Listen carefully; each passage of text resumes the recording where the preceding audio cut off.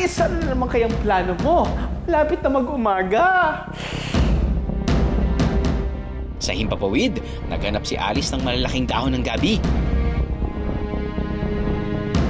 Natanaw din niyang malapit na ang buhang liwayway.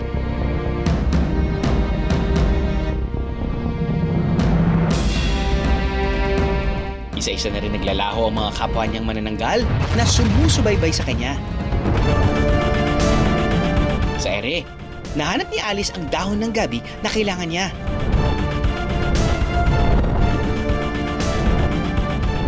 Pinuno niya ang dahon ng gabi ng mga patak ng tubig.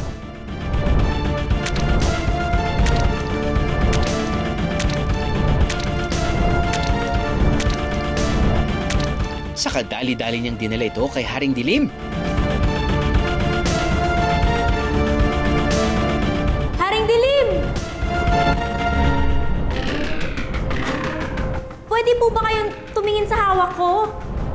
Ano na naman, manananggal? Isa-isa na kayong naglalaho. Dali na po, Haring Dilim! Sige na po!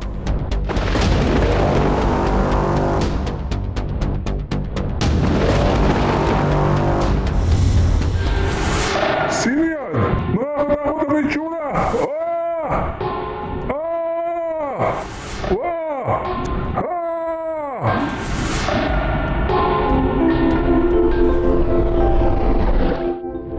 Napapikit na rin si Alice sa pag-aakalang lumampas na siya sa tamang oras para gawin ang hamon kay Haring Dilim. Ate Alice! Idilat mo mga mata mo! Alice! Nagawa mo! Natakot mo si Haring Dilim! Sa pagdilit ni Alice, hindi na dilim ang nakita niya kundi liwanag. Nagawa ko! Nagawa ko!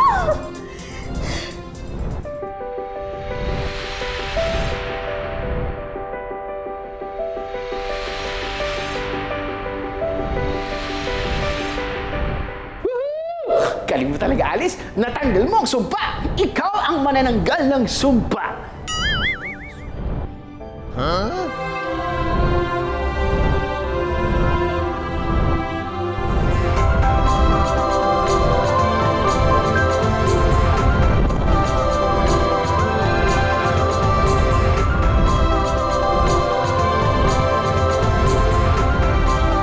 Dahil sa kabayanihang ipinamana si Alice, muling nanumbalik ang lakas ng mga manananggal.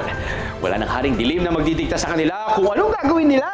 Patuloy na pinaghatian ng mga tao at manananggal ang ganda at yaman ng kanilang bayan. Buo ang kanilang pagkakaisa at pagtutulungan. At masaya sila ang naninirahan dito, buo man o kalahati. Mula araw hanggang gabi. Pow!